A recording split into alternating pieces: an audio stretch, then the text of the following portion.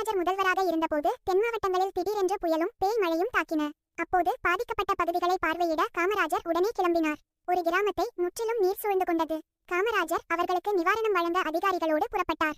ஆனால் அந்த பகுதிக்கு செல்வதற்காக இருந்த ஒரே ஒரு பாலம் உடைந்து போய் இருந்தது. அதனால் அதிகாரிகள் காமராஜரிடம், ஐயா, இதற்கு மேல் நாம் செல்ல முடியாது. நிவாரணம் வழங்கும் பணியை நாங்கள் எப்படியாவது கவனித்துக் கொள்கிறோம். நீங்கள் மற்ற இடங்களுக்கு சென்று மக்களுக்கு ஆறுதல் சொல்லுங்கள் என்றார்கள்.